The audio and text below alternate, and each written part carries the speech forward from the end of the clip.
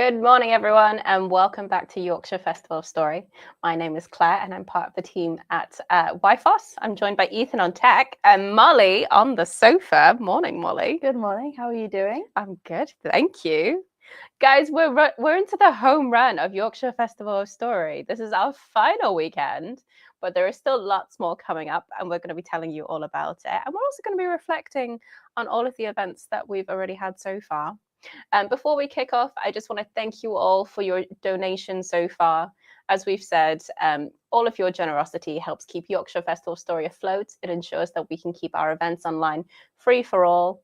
And it also goes towards supporting the Storyful Way. It's the project that we are hoping to roll out across the country into different schools. It combines mindfulness, creative activities and stories, and is designed to help young people with their mental health and well-being. Because following the pandemic, 58% of our children and young people have said that they struggle with their mental health. So the Storyful Way is designed to combat just that. And so far, it's been received to great success. It is being peer-reviewed by Sheffield Hallam University, and we're really hopeful of rolling it out across the country. But to do that, we need your help. So far, you guys have been incredibly generous and have donated over £2,500, which is so, so kind. So thank you so much for that. If you are able to donate any further, you can go on to yorkshirefestivalstory.com/donate, and you can find all of the details there, particularly if you're joining us from overseas. That's probably the route that you want to try. If you are in the UK and you prefer to do a text donation, you can text YFOS and insert your number, whether that is 10, 5, 2, 20.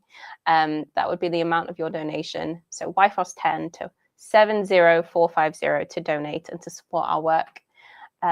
But yeah, thank you so much for all that you guys have done. If you are interested in buying books as well, we have a fantastic bookshop laid out by Molly in the joinery. So if you are local to us, you can come on in, you can meet all of us, and you can have a peruse. But you can also have a look online. So no matter where you are in the world, if you go into our bookshop.org page, you can find all of the books by our fantastic authors and some of our older titles as well. So please do have a look. All of those purchases go towards supporting our work. But for now, you are joining us in the festival living room. We have just woken up. We're ready to go. We're raring to go. It's our final weekend. I have a very good cup of tea in my hands, and I don't know what you guys have. Let us know what you're drinking in the comments. But for now, we are going to talk about some of our favorite events from the festival. Yes. Kick us off, Molly. What has been your highlight? I really enjoyed the hero event that we had on Sunday night with Jennifer Saint. Yeah, she was very, very good in the interview. Let alone her books are amazing. It was amazing to be in the joinery with an audience and to have all the lights, cameras. It was just a lovely experience. There's a special kind of magic, isn't there, with the hybrid events, particularly if you're coming in and you're joining us in the studio. There's a really special vibe. So if you are in Yorkshire or somewhere in the north and you want to try some of our in-person events next year, I would highly recommend. But yeah, tell us more about Hera. Tell us why you love Jennifer's work. I've always loved Greek myths. I am someone who has dabbled and doesn't know too much about I know about Zeus and Poseidon but I don't know much about the women. And I really, really enjoyed her talk, her interview that she did, and the way that she reimagines Hera, the goddess of Mount Olympus, is just amazing. She's not just the two-dimensional, cruel, horrible woman. She's so much more multifaceted than that, and you can find out in Hera, which is an amazing book. What about you? What I really loved about Jennifer was, so one, she's incredibly eloquent. Like, I knew she would be. Like, she's a trained teacher, and she's been writing for years, she's been doing events for years. She is incredibly eloquent, and she was so generous with what she said in her Q&A, wasn't she? And particularly, I love how her books, it really does go to the heart of kindness and how the environments that we create for each other and the environments that we live in shape us. And that's very much, the hero is very much shaped by her environment, as well as her character. But yeah, I thought that was a brilliant one for us. One of my personal favorites is Scattered by Amna Moden, this beautiful book right here. Amna is an incredible writer. It's a beautiful book. Like, it's really hard to read because it's a memoir, but it also has historical elements in it as well. But it's just incredibly generous in what she shares of her family and shares of their quite painful journey to the UK as Somalian refugees. I learned a lot about the Somalian Civil War, but it's beautiful. It's really beautiful. Like, there were multiple points where I got quite teary because some of the experiences she was writing about were just really, really hard to read.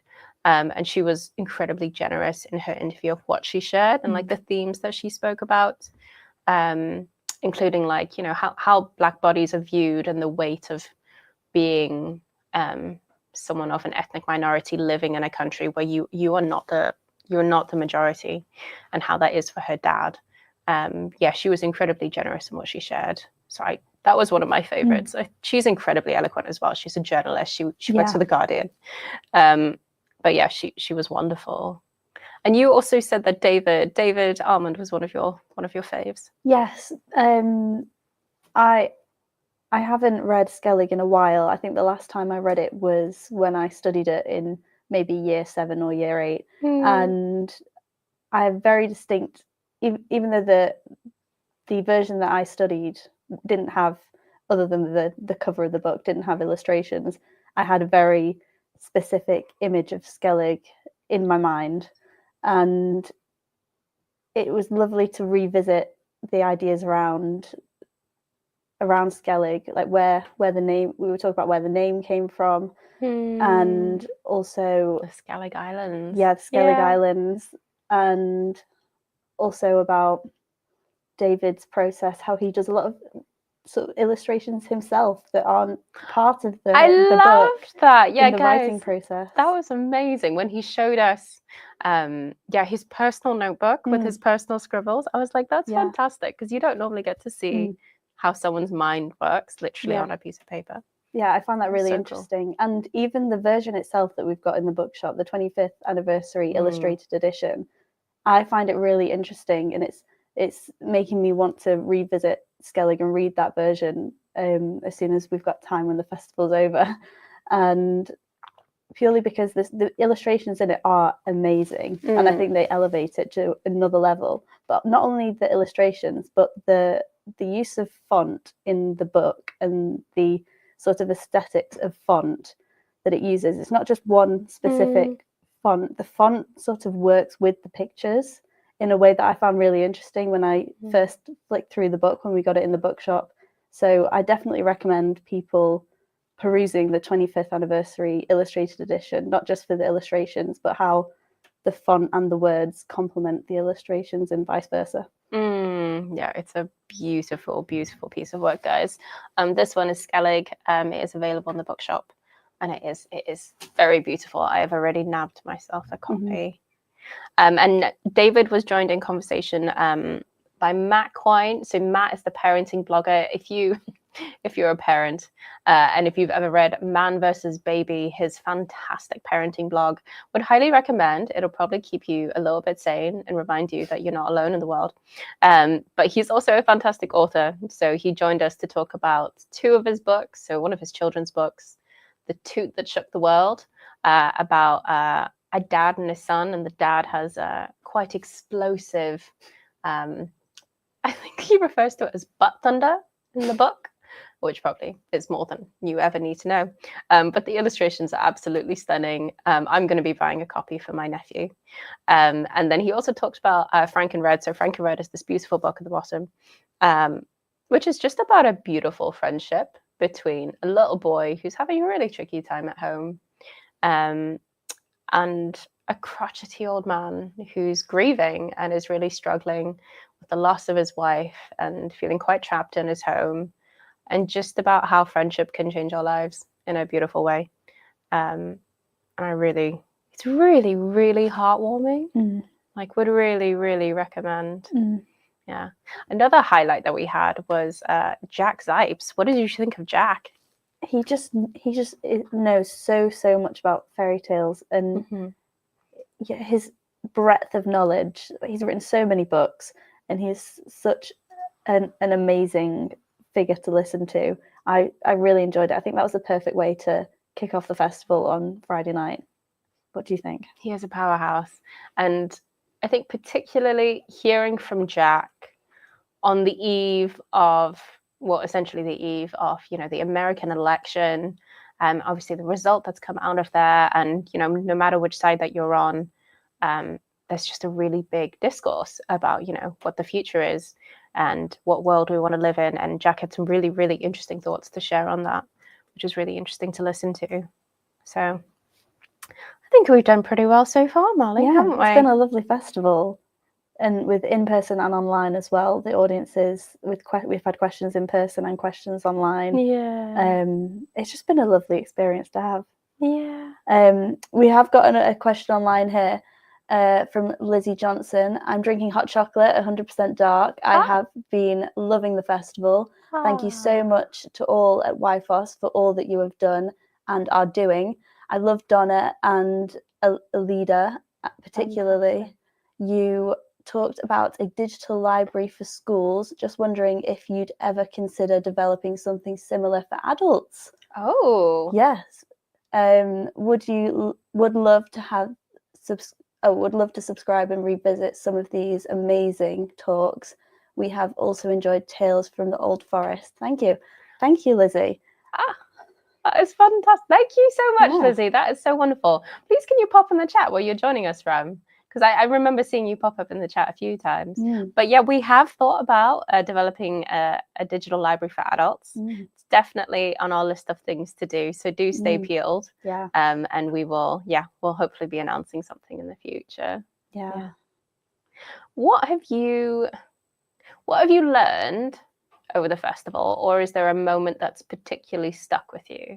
That's kind of, I think the sort of cascading nature of kindness has really stuck with me, about how one person starts with this one event, one act, and it just grows and grows and grows from there. And even like all the, especially at the end of events, there's been so many people in the chat as well that have said things that are along the lines of, that was so lovely, thank you so much for that amazing talk or event or whatever it may have been. And everyone's just been so kind, so nice. It's been a lovely events, but also lovely audiences. And I think that really goes to what Nikesh Shukla was saying yesterday in his In Conversation, that, other writers who were more established than he was when he was starting out were so generous with their time. And they gave him time, they gave him ideas, they helped him hone the work that he was working on, and just gave him opportunities and introduced him to people. And that in turn has sowed a kind of seed in him that is something that he does for other writers. And I'm sure in turn for those writers that he helps, they go on to help other writers. So yeah, no, definitely the catching power of kindness is quite incredible. And I think what has particularly stuck with me is actually something that came up in our, you're joining us from Thornton, near Bradford. Actually, that is where I call home as well. Not quite Thornton. I'm right closer to Bradford, but that is fantastic. Hello, Lizzie. Yeah, I really liked what John Hutchinson said in, I think, probably our first ever event for this festival, in Kindness in the Curriculum. John is part of the government's curriculum review that's going on in schools at the moment. He's part of the panel. And he said that there's a distinction between kindness and niceness. And actually sometimes to be kind is to have those really hard conversations, or to offer feedback in a gracious way, but in an honest way, that, kindness isn't actually being a doormat. And I think that's something that's cropped up, certainly in our chats in the office, hasn't it, quite often. So that's definitely something that has stuck with me. Yeah. What are you hoping to take forward with kindness in your own life? I think that ensuring that it's always an active thought in my mind, not just noticing it and noticing when it happens and sort of thinking, oh, that was lovely, and sort of actively implementing it into my everyday life. What about yourself? I think the same. Yeah, like the catching power of kindness. Yeah, I definitely helping it to cascade a bit. Yeah, I want to be more active in sharing kindness in the everyday, because it's the really small acts that really make a difference, even if we don't realize it at the time. You know, you'll do something really, really small for someone, but actually, if it's catching them on a really bad day when they really need that lift, that small act could have just been the best thing to bring them out during the day, and maybe it got them through the day. Sometimes we need those. So that is definitely sticking with me.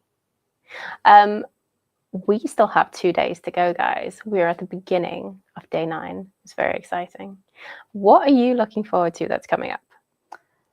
I'm quite looking forward to Jacqueline Harris's Slowing Down to the Speed of Light. I'm very excited to see that. It'll be our final in-person event of the festival, and I think it'll be a lovely way to close it out. And it's not just available in person but online as well. What about yourself? Yeah, that will be super exciting, guys. If you do want to come over to the joinery, have a bit of a snoop, because everyone wants to have a snoop in new buildings, right? But yeah, you are welcome to join us at the joinery in Settle. There are still a few tickets online, I think. But yeah, please do join us either in person or online. That should be fantastic. I'm really, really excited. We'll tell you about everything else that we still have in store. But I'm particularly excited for Zainab Badawi's An African History of Africa. So I am South African originally. And one of the points that she makes in her book is that histories about Africa, about the African continent and countries there, have always been written by Westerners through Western narratives. And they tend to focus on colonialism and slavery, but actually there is so much more to the history of Africa. And her tagline is, everyone is from Africa, so therefore this book is for everyone. So I'm very, very excited. So Zainab, I'm sure you'll know, is a broadcaster. She's been on TVs for a very, very long time. But yeah, it's going to be absolutely fantastic to have her joining us this evening. So if wherever you are in the world, it's an online event, you just have to tune in. But yeah, that is going to be 7 p.m. this evening, and I am very, very excited. It's also a very beautiful book, can I just say? So if you are interested, yeah, I would highly recommend. A few other things that we have coming up. So we are kicking off our workshops again. We had quite a few wonderful workshops last weekend, and we have quite a few starting again. So Nikesh Shukla, who was with us yesterday evening, is returning early afternoon today with Your Story Matters. He believes that everyone has a story to tell and everyone's story is of value. So if you are a budding writer, or you've always wanted to write and you kind of don't know how to get started, or actually you want to learn about how to create really, really dynamic dialogue or create really strong characters, that is where you want to be. He has a 2-hour workshop today and it will be absolutely amazing. Annette Simmons also has her workshop this weekend. Annette joined us for a fantastic event on Thursday evening called Drinking from a Different Well. And she's going to be hosting a fantastic workshop this weekend.